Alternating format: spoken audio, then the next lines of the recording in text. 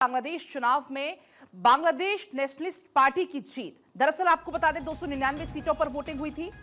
211 seat पर जीत दर्ज की गई है। बांग्लादेश चुनाव में 151 सीट है बहुमत का आंकड़ा। आपको बता दें कि जमात गठबंधन ने 70 सीट पर जीत हासिल की है। तारिक रहमान ने 2 सीट पर जीत दर्ज की है। ढाका और बोगरा सीट पर तारिक की जीत यहां पर दर्ज हुई है। तो एक ये बड़ी जीत यहां पर दर्ज हुई है और पहले से हालांकि इस बात का अनुमान था कि इस तरीके से कुछ रिजल्ट्स हो सकते हैं और इस जीत पर प्रधानमंत्री नरेंद्र मोदी ने भी बधाई दी है। पीएम मोदी ने तारिक रहमान को बांग्लादेश चुनाव में जीत पर बधाई दी है। उन्होंने ये कहा है कि ये जीत दिखाती है कि बांग्लादेश की जनता को आपके नेतृत्व पर भरोसा है। इसका जिक्र प्रधानमंत्री की तरफ से किया गया बधाई देते हुए। चलिए अब आपको कुछ आंकड़े भी बता देते हैं क्योंकि अब नतीजे सामने आ चुके हैं। बधाइयों का सिलसिला शुरू हो गया है। कुल सीट है 300। आपको बता दें 300 सीट है। 299 पर कल वोटिंग हुई थी। कल सुबह 7:30 बजे से ही वोटिंग शुरू हो गई थी जो कि लगभग 4:30 तक चली और उसके बाद फिर मतगणना शुरू हुई। बहुमत का आंकड़ा बनता है 151। बीएनपी ने जिसमें 211 सीटों पर जीत हासिल की है और अगर हम बात करें जमात की तो 70 सीटों पर यहां पर जीत हासिल की गई। आप आंकड़े भी यहां पर देख पाएंगे। बीएनपी जिसे प्रचंड बहुमत मिला है, बीएनपी की 210 से ज्यादा सीट पर जीत हासिल हुई है और तारिक रहमान बनेंगे प्रधानमंत्री। तो बांग्लादेश में आम चुनाव कल संपन्न हुए। अब आज नतीजे सबके सामने हैं और तारिक रहमान बनने वाले हैं प्रधानमंत्री। आपको बता दें तारिक रहमान ने 2 सीटें जहां पर जीत दर्ज की है। जमात इस्लामी ने गड़बड़ी का हालांकि आरोप भी लगाया था और लगातार ये आंकड़े भी आपको हम दिखा रहे हैं। और बांग्लादेश में तारिक रहमान का पीएम बनना तय। तारिक रहमान 14 फरवरी को शपथ ले सकते हैं, ये जानकारी सामने आ रही है। बीएनपी और तारिक रहमान को यहां पर बधाइयों का सिलसिला चलने लगा है। बांग्लादेश में अमेरिकी राजदूत ने बधाई दी है। संसदीय चुनाव जीतने के लिए ये बधाई दी गई। अभी हमने आपको बताया प्रधानमंत्री नरेंद्र मोदी भी बधाई देते हुए नजर आए और उन्होंने लिखा कि भारत हमेशा एक लोकतांत्रिक और आगे बढ़ते हुए बांग्लादेश के साथ खड़ा रहेगा। हम दोनों देशों के रिश्ते को और मजबूत करने और मिलकर विकास के लिए काम करने को तैयार हैं। तारिक रहमान की पार्टी यानी कि बीएनपी ने कई ऐसे चुनावी वादे किए थे जैसे कि महिला सशक्तिकरण का जिक्र उन्होंने किया था, बुलेट ट्रेन का जिक्र किया था कि ढाका को देश के बड़े शहरों से हम जोड़ेंगे, बुलेट ट्रेन हम चलाएंगे। इसके अलावा अल्पसंख्यकों की सुरक्षा का जिक्र भी उनकी तरफ से किया गया था। खासतौर पर अभी आप देखिए जो हालात बांग्लादेश में बने हुए हैं, हिंदुओं को वहां पर टारगेट किया जा रहा है। चुनाव से एक दिन पहले भी एक हिंदू को निशाना बनाकर उसकी हत्या कर दी गई थी। हिंदू और अन्य अल्पसंख्यकों की जान, संपत्ति और पूजा स्थलों की सुरक्षा के लिए सख्त कानून बनाए जाने का जिक्र भी उनकी तरफ से किया गया था। अर्थव्यवस्था का जिक्र किया था, प्रशासनिक सुधार का उनकी तरफ से जिक्र किया गया था, विदेश नीति का भी जिक्र किया गया था। ये बड़ा अपडेट मिल रहा है। बीएनपी की 210 से ज्यादा सीटों पर जीत हासिल। तारिक रहमान बनेंगे प्रधानमंत्री और ये लगभग अब तय है। 2 सीट से जीत उन्होंने दर्ज की है। जमात इस्लामी ने गड़बड़ी का भी हालांकि इस बीच आरोप लगाया था। अब चूंकि आपको भी हम बता भी रहे थे कि कुछ ऐसे बड़े वादे जो कि तारिक रहमान की तरफ से किए गए वो आपको एक बार जल्दी से बता देते हैं। जैसे कि जुलाई नेशनल चार्टर को लागू करेंगे, उनकी तरफ से ये चुनावी वादों में कहा गया था। मुक्ति आंदोलन का जिक्र किया था कि मुक्ति आंदोलन का सही इतिहास पाठ्यक्रम में शामिल होगा। इसके अलावा बांग्लादेश में उप प्रधानमंत्री का हम पद बनाएंगे, इसका भी जिक्र किया था। यह भी इसमें जिक्र था कि कोई भी व्यक्ति अधिकतम 10 साल के लिए प्रधानमंत्री पद पर रह पाएगा। यहां वादों का अगर हम जिक्र करें तो संसद में 100 सदस्यीय उच्च सदन की स्थापना का भी जिक्र किया था। जुलाई 2024 में जो हिंसा हुई थी उस हिंसा की जांच के लिए स्वतंत्र जांच आयोग के गठन का भी जिक्र हुआ था। इसके अलावा पड़ोसी देशों के साथ सहयोग और समानता की दोस्ती के लिए प्रतिबद्धता को भी इसमें बताया था। मुस्लिम देशों के साथ सहयोग को और मजबूत करेंगे। तो कुल मिलाकर बीएनपी सत्ता में आई तो बांग्लादेश सभी धार्मिक माइनॉरिटीज के लिए एक सुरक्षित जगह होगी, इस बात पर खास तौर पर जोर दिया गया। साथ ही साथ धर्म हर किसी का होता है लेकिन देश सबका होता है, ये बार बार चुनावी प्रचार प्रसार के दौरान कहा जाता था। अगर हम बात करें अल्पसंख्यकों की तो बड़ा सवाल यह है कि बांग्लादेश में क्या अल्पसंख्यक सुरक्षित रहेंगे। दरअसल आपको बता दें तारिक रहमान ने चुनावी मैनिफेस्टो में यह वादा किया था कि अल्पसंख्यकों की सुरक्षा को सुनिश्चित किया जाएगा। बीएनपी की विचारधारा बांग्लादेशी राष्ट्रवाद है, हर नागरिक को समान अधिकार मिलेगा। बीएनपी ने सभी धर्मों की रक्षा की।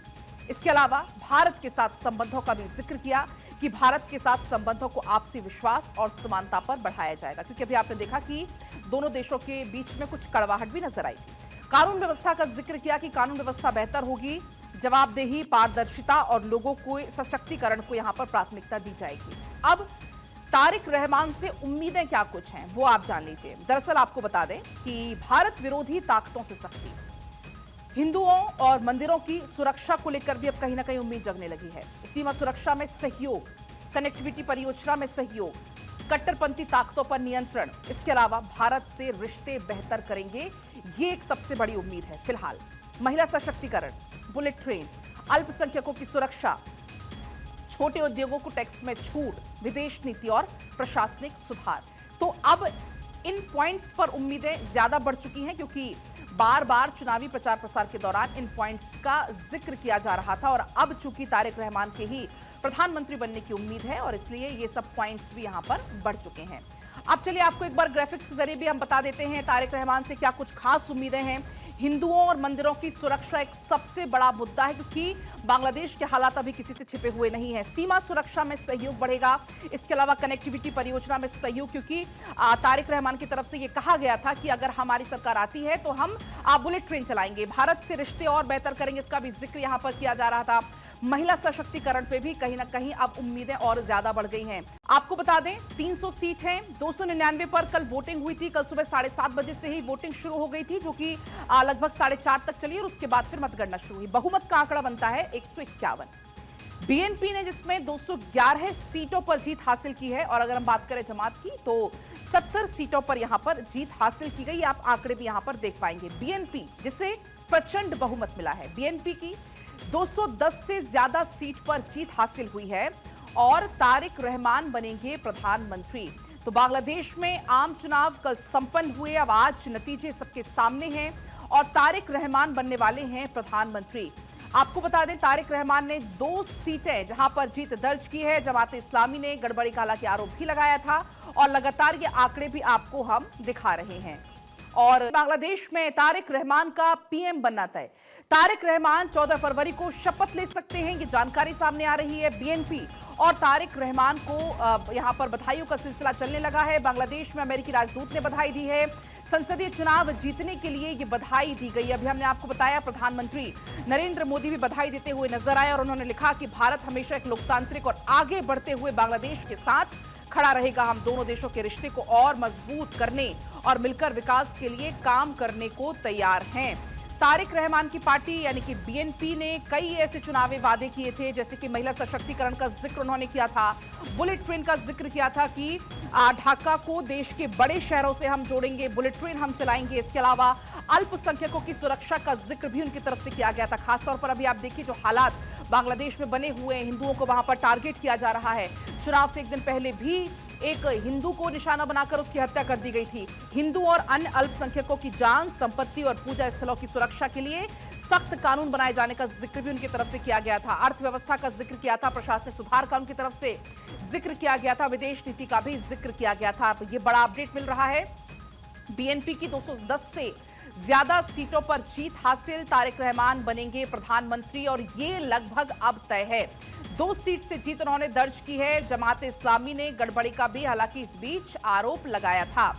अब चूंकि आपको भी हम बता भी रहे थे कि कुछ ऐसे बड़े वादे जो कि तारिक रहमान की तरफ से किए गए वो आपको एक बार जल्दी से बता देते हैं। जैसे कि जुलाई नेशनल चार्टर को लागू करेंगे, उनकी तरफ से ये चुनावी वादों में कहा गया था। मुक्ति आंदोलन का जिक्र किया था कि मुक्ति आंदोलन का सही इतिहास पाठ्यक्रम में शामिल होगा। इसके अलावा बांग्लादेश में उप प्रधानमंत्री का हम पद बनाएंगे, इसका भी जिक्र किया था। यह भी इसमें जिक्र था कि कोई भी व्यक्ति अधिकतम 10 साल के लिए प्रधानमंत्री पद पर रह पाएगा। यहां वादों का अगर हम जिक्र करें तो संसद में 100 सदस्यीय उच्च सदन की स्थापना का भी जिक्र किया था। जुलाई 2024 में जो हिंसा हुई थी उस हिंसा की जांच के लिए स्वतंत्र जांच आयोग के गठन का भी जिक्र हुआ था। इसके अलावा पड़ोसी देशों के साथ सहयोग और समानता की दोस्ती के लिए प्रतिबद्धता को भी इसमें बताया था। मुस्लिम देशों के साथ सहयोग को और मजबूत करेंगे। तो कुल मिलाकर बीएनपी सत्ता में आई तो बांग्लादेश सभी धार्मिक माइनॉरिटीज के लिए सुरक्षित जगह होगी, इस बात पर खास तौर पर जोर दिया गया। साथ ही साथ धर्म हर किसी का होता है लेकिन देश सबका होता है, ये बार बार चुनावी प्रचार प्रसार के दौरान कहा जाता था। अगर हम बात करें अल्पसंख्यकों की तो बड़ा सवाल यह है कि बांग्लादेश में क्या अल्पसंख्यक सुरक्षित रहेंगे। दरअसल आपको बता दें तारिक रहमान ने चुनावी मैनिफेस्टो में यह वादा किया था कि अल्पसंख्यकों की सुरक्षा को सुनिश्चित किया जाएगा। बीएनपी की विचारधारा बांग्लादेशी राष्ट्रवाद है। हर नागरिक को समान अधिकार मिलेगा। बीएनपी ने सभी धर्मों की रक्षा की। इसके अलावा भारत के साथ संबंधों का भी जिक्र किया कि भारत के साथ संबंधों को आपसी विश्वास और समानता पर बढ़ाया जाएगा, क्योंकि अभी आपने देखा कि दोनों देशों के बीच में कुछ कड़वाहट भी नजर आई। कानून व्यवस्था का जिक्र किया कि कानून व्यवस्था बेहतर होगी, जवाबदेही, पारदर्शिता और लोगों को सशक्तिकरण को यहां पर प्राथमिकता दी जाएगी। अब तारिक रहमान से उम्मीदें क्या कुछ हैं वो आप जान लीजिए। दरअसल आपको बता दें कि भारत विरोधी ताकतों से सख्ती, हिंदुओं और मंदिरों की सुरक्षा को लेकर भी अब कहीं ना कहीं उम्मीद जगने लगी है।